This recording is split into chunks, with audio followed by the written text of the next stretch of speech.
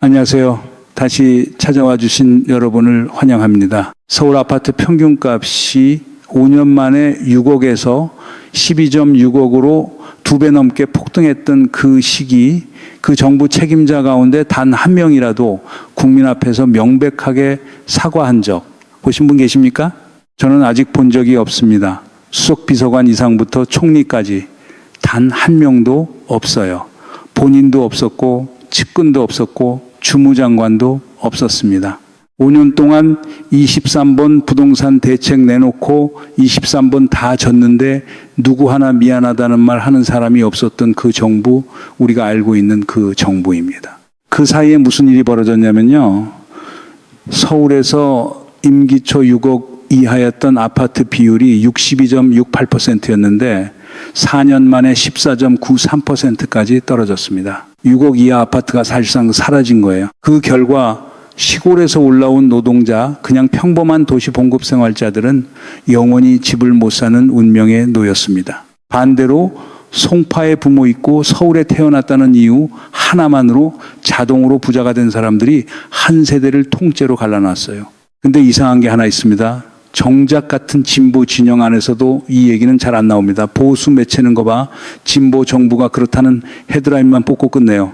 진보 매체는 부담스러워서 입을 다물고 있고요. 그런데 이 침묵의 합의 안에 우리가 진짜 짚어야 할 게 있습니다. 왜 안 짚는지 그게 오늘의 진짜 질문이에요. 이건 단순한 부동산 정책 실패의 얘기가 아닙니다. 책임 회피라는 정치 문화의 얘기예요. 그리고 그 문화는 솔직히 까놓고 말해서 우리가 60년 동안 보수 정권한테서 학습해왔던 바로 그 패턴이거든요. 박정희도 사과 안 했고 전두환도 안 했고 이명박, 박근혜, 윤석열까지 일관되게 사과가 없었습니다. 그런데 진보 정부가 그 패턴을 그대로 답습한 시기가 한 번 있었던 거예요. 오늘 영상에서 이걸 세 층으로 풀어볼 겁니다. 표면에서는 그 5년이 실제로 무엇을 남겼는지, 동기층에서는 왜 같은 민주당 안에서도 김대중, 노무현, 이재명 라인하고 그 한 시기가 다른지, 마지막 결과층에서는 지금 이재명 정부가 가는 길이 왜 이 흐름의 정통 후계인지, 주류 언론도 진보 매체도 이 부분은 잘 안 다룹니다. 다루면 누군가 불편해지거든요. 그런데 우리가 안 다루면 같은 실수가 또 반복됩니다. 먼저 표면부터 짚어봅시다. 그래야 동기가 보이거든요. 자산 폭등의 실체부터요. 문재인 정부 5년 동안 서울 아파트 평균값은 6억에서 12.6억으로 갔습니다. 약 2배예요. 임기 4년차 기준으로 서울 아파트값 상승률이 87% 통계 작성 이래 역대 정부 중 가장 높은 수치였습니다. 노무현 정부도 추월했고 박근혜 정부도 한참 추월했어요. 한국 부동산은 통계를 그대로 가져와도 KB 부동산 통계를 가져와도 결론은 같습니다. 근데 여기서 한 가지 정확하게 짚어야 할 게 있어요. 자산 시장이라는 게 주식 시장과는 완전히 다른 구조라는 겁니다. 주식은 박스피가 가능해요. 10,000원짜리가 10만 원 됐다가 다시 10,000원으로 돌아오죠. 그런데 자산은 그렇게 안 돼요. 신용 리스크가 같이 들어가기 때문에 1억짜리 아파트가 10억이 되면 그게 다시 1억으로는 못 돌아갑니다. 7억이 올라가서 7억이 내려도 결국 7억은 그대로 남거든요. 한 번 올라가면 그게 그대로 사회의 새로운 바닥이 됩니다. 이게 황금알 낳는 거위배 가라는 짓이에요.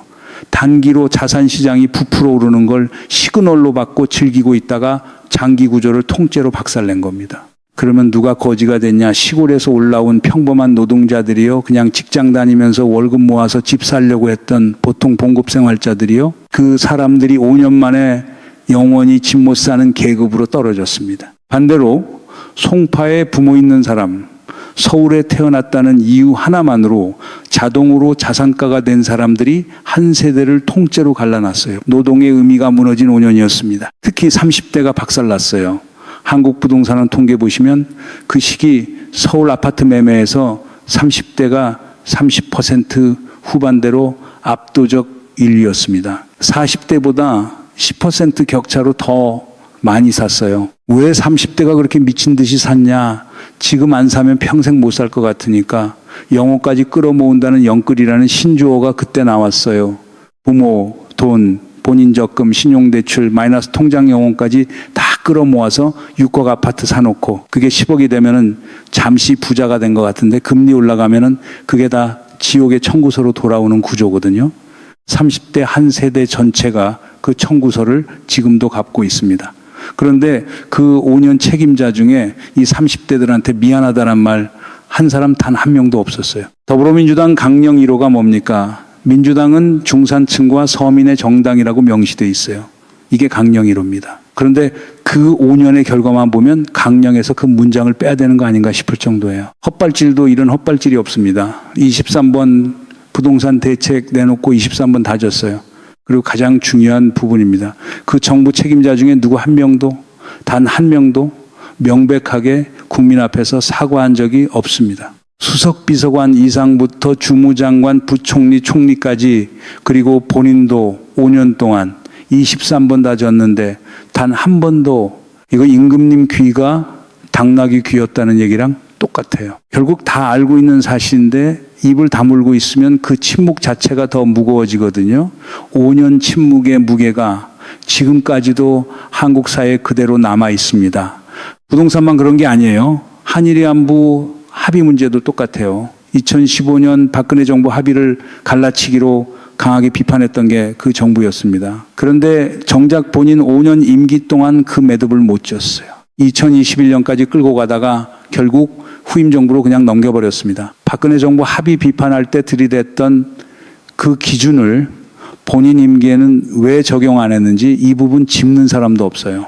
조국 대표가 요새 그 합의 관련해서 사과하라는 말 안 하잖아요. 쏙 들어갔어요. 여기까지만 보면 결론이 너무 분명합니다. 결국 정책 실패였다라고 정리하면 깔끔하죠. 그런데 사실 진짜 문제는 정책이 아닙니다. 결국 부동산 정책 실패였다라고 정리하고 영상 끝내고 싶은데요. LTV 잘못 만졌고 공급 부족했고 시그널 줬다 뺐다 했고 23전 23패 정책 미숙 거기서 멈추면 깔끔합니다. 그런데 그게 진짜 문제였다면 이런 질문이 안 나옵니다. 왜 그 정부에 단 한 명도 사과를 안 했을까요? 정책 실패는 모든 정부가 합니다. 보수도 하고 진보도 하고요. 그런데 사과의 패턴은 정부마다 달랐어요. 김대중 대통령은 IMF 구조조정 단행하면서 본인 평소 신념을 꺾는 결정을 직접 설명했고요. 노무현 대통령은 한미 FTA 추진하면서 본인 입으로 후보 때 주장한 게 답이 아니더라고 인정했습니다. 이재명 대통령도 노선 바꿀 때마다 본인이 마이크 잡고 나옵니다. 그런데 그 5년만 사과가 사라졌어요. 정책 실패가 아니라 사과 부재가 그 5년의 진짜 특징인 겁니다. 그러면 왜 그 5년만 사과가 사라졌을까요? 정책이 더 미숙해서? 아닙니다. 다른 정치 문화를 따랐기 때문이에요. 그 문화가 어디서 왔는지 이게 오늘 핵심입니다. 이 영상 다른 곳에서 잘 못 들으셨을 거예요. 진보 매체는 부담스러워서 안 다루고 보수 매체는 자기들도 똑같은 패턴이라 깊게 못 다루거든요. 보수 매체 헤드라인은 문재인 정권 실패, 그게 끝입니다. 진보 매체는 구조적 요인이 컸다고 변호합니다. 두 쪽 다 진짜 질문은 안 던져요. 왜 같은 진보 안에서도 김대중, 노무현, 이재명 라인하고 그 한 시기가 다른지 이걸 안 묻습니다. 이 질문에 답하려면 김대중까지 거슬러 올라가야 합니다. 먼저 김대중 대통령부터 보시죠. 호남 총재였고 박정희 정권한테 사형 선고까지 받았던 인물입니다. 그런데 1997년 대선에서 무엇을 했냐? JP하고 손을 잡았어요. 김종필이 누굽니까? 군부 정권이 인자 5.18 직전 군부의 핵심 인물 중 하나였어요. 호남 1세대 입장에서 보면 천인공노할 일이었습니다. 5.18 인권 외쳐야 되는 진영 입장에서 그 군부 정권의 인자랑 손을 잡는다? 이게 가치 순혈주의로 보면 절대 할 수 없는 일이에요. 그런데 김대중 대통령은 했습니다. 왜요? 건국 이후 첫 정권 교체를 위해서는 그 방법밖에 없었기 때문이에요. 본인 평생의 가치도 잠시 접고 호남 지지층의 격분도 감수하고 그 결단을 한 겁니다. IMF가 터지고 나서는 또 어땠습니까? 본인이 평생 주장해온 대중경제론과 정반대인 신자유주의적 구조조정을 직접 단행했어요. 본인이 하고 싶어서 했겠어요? 국가가 더 중요하니까 한 거예요. 그리고 그 결과가 2000년 IMF 졸업입니다. 사마에 같은 인내심이 필요한 국면이었던 거예요. 자기 신념을 잠시 접고 더 큰 그림을 보고 움직이는 노무현 대통령으로 가보면 더 적나라합니다. 본인 입으로 그랬어요. 후보 때 주장한 게 답이 아니더라. 대통령 자리가 그렇지 않더라. 그러면서 한 게 뭐냐. 대연정 제한본인 지지층 경로했죠. 이라크 파병 반전운동 출신들이 경로했습니다. 한미 FTA 반미 반신자유주의 진영이 경로했어요. 좌회전 깜빡이 놓고 우회전 했다는 욕을 받으면서 결단한 겁니다. 근데 지나고 보면 어떻습니까? 그때 노무현 대통령이 욕먹으면서 한 정책들이 거의 다 옳았어요. 한미 FTA 안 했으면 지금 한국 반도체 산업이 미국 시장에 어떻게 진입했을 것이며, 이라크 파병으로 다져진 한미 관계에 신뢰가 없었으면 지금 미국과의 안보 협상이 어떻게 됐을지 다 답이 나옵니다. 그래서 우리가 지금까지도 노무현 정신이라는 말을 쓰는 거예요. 지지층 욕먹을 각오 없으면 그건 정치가 아니라 인기 관리예요. 한낱 헛다리 짚기죠. 결국 욕먹을 일 안 하면 결정도 안 하고, 결정 안 하면 결과도 없고, 결과 없으면 책임질 일도 없거든요. 사과가 사라진 정치는 책임이 사라진 정치고, 책임이 사라진 정치는 결국 결정이 사라진 정치예요. 자, 이제 이재명 대통령으로 옵시다. 본인이 직접 정의했어요. 성장은 중도 보수 성향, 분배는 실용적 진보주의. 진보 진영 안에 있으면서도 우파 정책을 적극 포용한다는 거예요. 취임사에서 통합을 5번 언급했고, 대선 선대위의 친명계뿐 아니라 비명계, 중도 보수 출신까지 다 끌어안았습니다. 정의당 같은 진보 정당 입장에서는 이재명 대통령이 자기들보다 보수적인 공약 내놓는 게 불만이거든요. 그러니까 양쪽에서 다 욕을 먹는 자리에 본인을 정확히 위치시킨 거예요. 결과가 뭡니까? 코스피가 취임 전이 698.97에서 2016년 5월에 사상 처음 8천을 돌파했습니다. 1년 만에 약 3배가 올라간 거예요. 시티그룹은 코스피 목표치를 8,500에서 1만으로 상향했고요. 이게 단순히 운이 좋아서 그런 게 아닙니다. 시장이 정책의 일관성과 예측 가능성에 보낸 신호예요. 통합 노선이 만들어낸 신뢰의 가격입니다. 그리고 MSCI 선진국 지수 편입 얘기가 다시 나오고 있어요. 한국 증시의 30년 수권이거든요. 2008년에 관찰 대상국 올랐다가 2014년에 명단에서조차 빠진 게 그동안의 한국 증시였습니다. 그런데 이재명 정부가 출범하자마자 외환시장 24시간 개방, 공매도 재개, 영문 공시 확대 8대 분야 종합 로드맵을 통째로 밀어붙이고 있어요. 골드만삭스는 선진국 편입 시 약 300억 달러 패시브 자금 유입을 예상한다고 발표했습니다. 이게 가능해진 진짜 이유는 외국 기관들이 이 정부는 한번 결정한 건 끝까지 간다는 걸 확인했기 때문이에요. 결정과 책임이 같이 가는 정부 시장이 가장 좋아하는 정부입니다. 야권 비판 들어보면 흥미로워요. 정책 본질에 대한 비판은 거의 없거든요. 대신 인격 공격, 갈라치기, 정쟁 프레임이에요. 왜냐? 본인들이 못한 책임 정치를 지금 정부가 하고 있으니까 그 비교 자체가 불편한 겁니다. 여기서 김대중, 노무현, 이재명 이 세 분의 공통점이 보이실 겁니다. 다 지지층한테 욕먹을 각오로 결정을 내린 사람들이에요. 자기 신념보다 국가가 먼저였고 사과를 두려워하지 않았고 결과로 증명했습니다. 이게 정통민주당 라인이에요. 그 5년은 이 라인에서 잠시 벗어났던 한 시기였습니다. 벌거벗은 임금님 행차를 보고 있는 기분이었던 5년이에요. 다들 옷이 멋지다고 해줘야 하는 분위기였고 누가 한마디 하지 않았습니다. 그러면 사과 못하는 진보, 이게 왜 그렇게 위험할까요? 여기서 핵심 하나를 짚어야 합니다.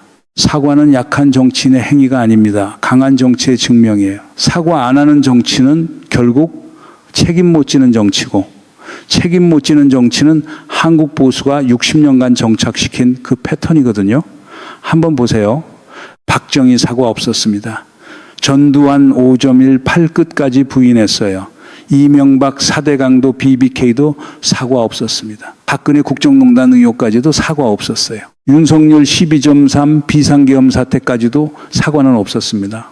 사과 거부의 정치 문화, 이게 한국 보수의 DNA예요. 진보가 사과를 거부할 때 그건 진보가 아닙니다. 그냥 옷만 진보인 보수예요. 이 한 줄이 그 5년을 정확히 설명합니다. 변사또가 다스리던 동원이었어요. 그 5년이. 변사또 본인은 자기가 변사또인지 몰랐고 주변도 다 입을 다물고 있었고요. 그런데 이몽룡 어사 출도는 안 옵니다. 왜냐? 유권자가 직접 어사가 되어야 그 동원이 정리되거든요. 2024년 총선 그리고 2025년 6월 대선에서 우리가 그걸 했습니다. 누가 어사가 되는지 우리가 결정한 거예요. 그래서 지금 이재명 정부의 가장 큰 의미는 정책이 아니에요. 책임지는 정치 문화의 복원입니다. 사과할 줄 아는 정치 라인의 부활이에요. 사실 시장이 이 신호를 가장 먼저 읽었어요. 이 코스피가 1년 만에 3배 가까이 오른 건 시장이 이 정부는 결정을 할 줄 알고 결정한 다음에는 결과에 책임진다는 걸 믿었다는 뜻이거든요.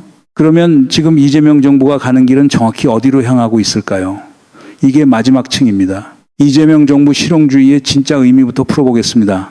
단순히 보수 정책 받아들였다가 아니에요. 김대중 대통령이 IMF 때 했던 것, 본인 신념 잠시 접고 국가 살린 그 결단의 현재 버전이에요. 노무현 대통령이 한미 FTA 때 했던 것, 지지층 욕먹으면서 미래에 베팅한 그 결단의 현재 버전이고요. 같은 패턴의 정통 후계입니다. 에너지 정책 한번 보세요. 진보 정부가 원전 추가 건설 가능성까지 열어두면서 원전과 재생에너지 투트랙으로 옮겼습니다. AI 시대의 전력 수요 폭발을 보고 실용적 결단을 내린 거예요. 진보 진영 일부에서 반발이 나왔습니다. 근데 정부는 가는 길을 갔어요. 노무현, 한미, FTA 모두입니다. 주식시장도 마찬가지예요. 취임하자마자 한국거래소 가서 주가 조작은 패가 망신한다고 직접 못 박았습니다. 원 스트라이크 아웃제 도입하겠다고 했어요. 보수 진영이 늘 시장 친화적이라고 주장해 왔는데 정작 시장의 공정성은 진보 정부가 만들고 있는 거예요. 그리고 그 결과가 코스피 8천입니다. 비상경제 TF는 또 어떻습니까?